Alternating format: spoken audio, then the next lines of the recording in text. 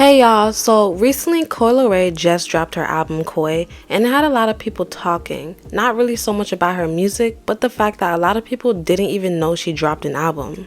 I thought that was pretty interesting considering she just performed at the BET Awards.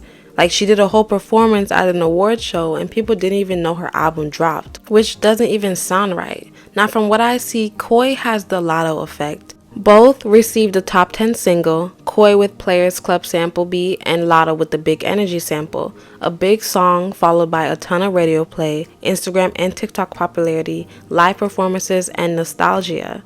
Latto even had the backing of Mariah Carey since Latto sampled Mariah Carey's song Fantasy. Once Mariah got on the remix, it shot up to the top 10 with the support of the Lambs. And then her album 7/7 dropped and it didn't perform well with only 24k units sold the first week. So statistically, it flopped. So Latto has been everywhere in terms of online traction, award shows, and popularity. Latto is a prominent figure in hip hop right now. But even with all the backing and the radio play, she herself couldn't really pull serious numbers. And if we take a different route and talk about someone like Chloe Bailey, she had a backing too. Before she even debuted, Beyonce and their record label gave Chloe and her sister opportunities and connections that a lot of people would kill for. Chloe was doing all her press runs, she had the movie roles, she performed at the MTV Awards, she walked the goddamn Met Gala. Like, Chloe was everywhere. We knew when her album dropped and it still only sold 10k first week. And that doesn't mean she's a bad artist, but it was just a rough start for her. So in Coi's case, where she actually didn't have a lot of promotion since many people online were unaware that she even dropped, we can at this point in music stop blaming the lack of promotion. Because when Trendsetter dropped last year, we really knew about it. She had her feature with Nicki with Blick Blick and her song with Lil Durk called No More Parties. And that album also sold like 10k its first week. So with this new album, Coi, her progress is stagnant. Which again is pretty interesting because for the month of June, Coi is the top 5 most streamed female rapper on Spotify. Now, know what you guys are gonna say?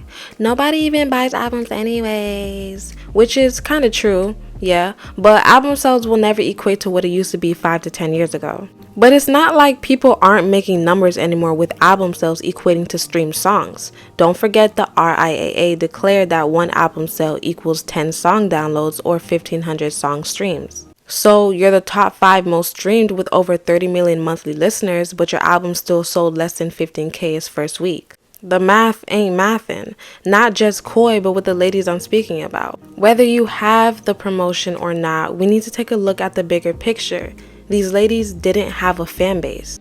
I'm excluding Chloe right now, but no one's hyped or do they anticipate a Latto or Coi release for an album. Maybe a single, but definitely not an album. This is by all means no shade, but I generally don't know the direction of either of their music either.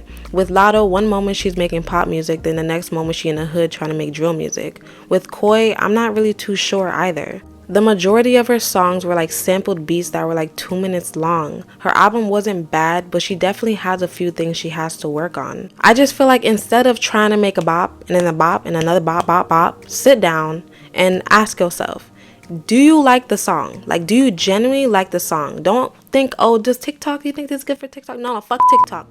Do you like the song? Even TikTokers are just trying to get views. Coi just needs to find her target audience. Just establish a little fan base. Call them the fucking Coi Lerays or something. She's a pretty girl with a natural cute body. She's like a tomboy, girly girl. She has the voice to appeal to both crowds. Figure that part out because it's missing. Both ladies have a marketable look, they're extremely beautiful, and they have the support to really make music work for them. You could see that they really want it. Their performances are great, they really bring out the energy and they put in work. Your social media presence is awesome, but it just can't be your end-all be-all when it comes to music. Just take a sneak peek on what's been going on with Gunna. People have been talking ish about Gunna for the past months now because of the plea deal he took for the YSL case. Other rappers like Freddie Gibbs and Lil Baby openly called Gunna a snitch along with the rest of the internet. They got a lot of Gunnas in this sewer. We in New York City. I see about 3 Gunnas right now. One just went under the sewer. Oh my goodness. One just went under the sewer. Go find them. They all over you. YSL being a gang, so now his fat home, right? All the people who's locked up, like Jeffrey, like Young Thug, Now he can't go with that defense. He can't go with the defense of saying I'm a record label. Your man just copped out, went home, told open court, told the judge, told the DA. Yes, it is. I was shocked when I woke up to that shit. I'm like, what the fuck? It got to be a fake page. So you're not trying to use it for promo? For what? Do you believe that Gunna told?